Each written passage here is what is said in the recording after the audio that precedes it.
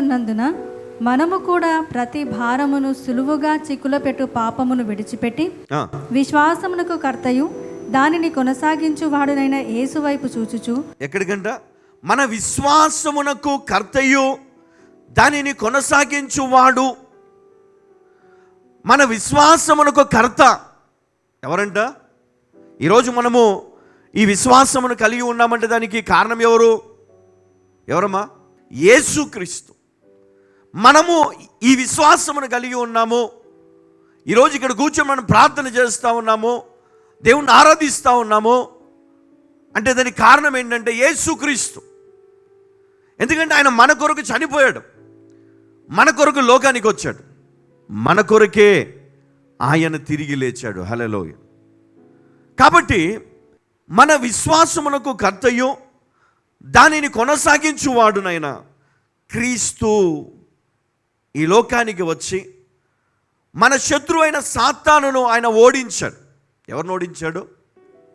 అపవాది అయిన సాతానును ఓడించాడు, జయించాడు అపవాదిని. ఇక్కడ సాతాను క్రియలన్నిటి నుండి మన రక్షణ, మన విమోచన, విడుదల మన కొరకు యేసుక్రీస్తు సాధించాడు. ఆయన శిలువ పైన ఒక మాట అన్నాడు, సమాప్తమైనది అని అన్నాడా? సమాప్తమైనది అంటే నేను ముగించాను, నేను నా తండ్రి నాకు ఇచ్చినటువంటి పనిని, ఇదిగో ఈ సాతాను ఎవరైతే ఈ లోకమును మోసము చేస్తున్నాడో నేను వాడిని జయించాను. ఇక్కడితోటి అయిపోయింది, వాడు ఓడిపోయాడు. అధికారము యేసుదాయను. హల్లెలూయా. ఇప్పుడు ఎవరండి రాజు? యేసు.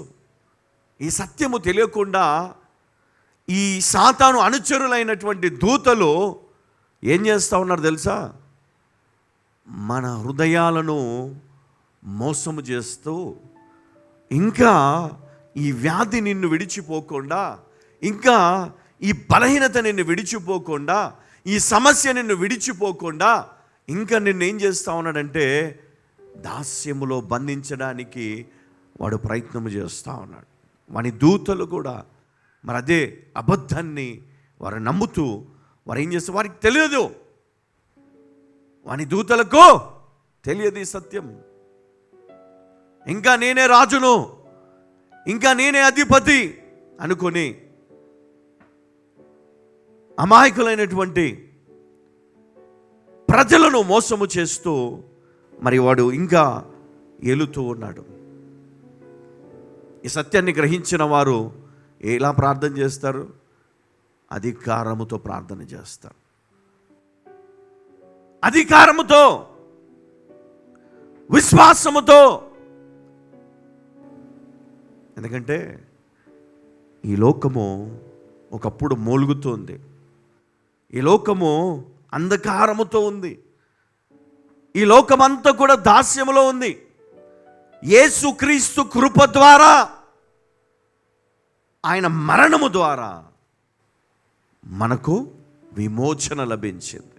అంటే ఇప్పుడు మనము క్రీస్తు నామములో మనము బాప్తిజము తీసుకొని ఆ అధికారమును మనం కలిగి ఉంటున్నాం. పరిశుద్ధాత్మలో అభిషేకించబడి మనము అధికారము కలిగి ఉన్నాం. కాబట్టి ఈరోజు మనము చేసే ప్రార్థన ఎలా కొనసాగించాలంటే విశ్వాసముతో కొనసాగించాలి. ఎందుకంటే మన విశ్వాసమునకు కర్తయు దానిని కొనసాగించువాడు ఎవరు? దానిని కొనసాగిస్తాడంట. అంటే ఈ విశ్వాసము నువ్వేం చేయాలి? కొనసాగించాలి. నీతో కూడా ఆయన ఉన్నాడు, నీలో ఉన్నాడు, నిన్ను నడిపిస్తాడు, నిన్ను నిలబెడతాడు, నీ వ్యాధి నుండి విడుదలనిస్తాడు, నీ రోగము నుండి, నీలో ఉన్న భయము నుండి, నీలో ఉన్న మంత్రక్రియల నుండి, నీలో ఉన్న దయ్యపు శక్తుల నుండి శాశ్వతముగా ఆయన విడుదలనిస్తాడు. నువ్వు ఇంకా ఎంతకాలం భయపడుతూ మూలుగుతూ ఉంటావు? చాలామంది ఏం చేస్తారంటే ఈ నొప్పి, ఈ బాధ ఇవన్నీ భరిస్తూ దాన్ని అలవాటు చేసుకొని ఇంతే అనుకుంటారు. విశ్వాసంతో బయటికి రావాలని ఆయన మనకు నేర్పించాడు. అపవాదిని ఎదిరించుడి, అప్పుడు వాడి మీ ఎదురు నుండి పారిపోతాడు. ఎదిరించే ధైర్యము నీకు లేదు. ఎదిరించే ధైర్యము కానీ విశ్వాసము కానీ నీలో లేదు. నువ్వు భయపడతావు కదా. అమ్మో దయ్యమా భూతమా భయపడిపోతావు. ఎందుకు భయపడాలి నువ్వు? దేవుడు నీకు అధికారమునిచ్చాడు, దేవుడు నీకు అభిషేకమునిచ్చాడు, దేవుడు నీ పక్షమున ఉన్నాడు. కాబట్టి నువ్వు ఏం చేయాలి? ధైర్యము కలిగి నిలబడాలి. ప్రార్థించు. అధికారమును కలిగి ఉన్నావు కాబట్టి నువ్వు ప్రార్థన చేస్తే వాడు నీ ఎదురు నుండి పారిపోతాడు. కాబట్టి విశ్వాసము పోకుండా ఎప్పుడు కూడా నువ్వు ధైర్యముగా నిలబడాలని ఇదిగో పరిశుద్ధ గ్రంథము ద్వారా మీకు నేను జ్ఞాపకం చేస్తా ఉన్నాను. ఎందుకంటే ఆయన మనకిచ్చినటువంటి రక్షణ ఇది మామూలు రక్షణ కాదు. చూడండి, యేసుక్రీస్తు మరి సాతానును ఓడించాడు. వాని అధికారాన్ని యేసు ఏం చేశాడు? తీసి పారేశాడు. మన గాయములను మన అపజయములను ఆయన తీసివేశాడు. ఆయన భరించాడు మన కొరకు, ఆయన అనుభవించాడు. అందుకనే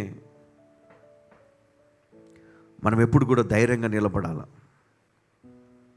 మన స్వేచ్ఛను ఎదురిస్తూ మనం పొందిన విజయాన్ని వాడు ఏం చేస్తూ ఉన్నాడు?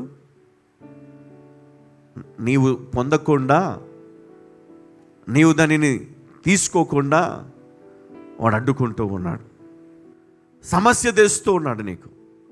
మనమేమో బంధించబడ్డాము ఒక దగ్గర. ఒక వ్యక్తి తాగుడికి బానిస అయ్యాడు. ఎందుకు అంటే అతడు ప్రార్థన చేయడము వానికి ఇష్టము లేదు, అతడు మందిరానికి రావడం వానికి ఇష్టము లేదు, అతడు బాగుపడడం వానికి ఇష్టము లేదు. అందుకే వానికి ఏమి చేస్తాడు అంటే అడిక్షన్, ఏదో ఒక దాన్ని అలవాటు చేసి దేవునికి దూరంగా తీసుకొని వెళ్తాడు. తాగుడు ఒకటే కాదు, చాలా రకాలు ఉన్నాయి కదా. ఇవన్నీ ఎందుకు? ఈ వ్యసనాలు ఎందుకు వచ్చాయి నీకు?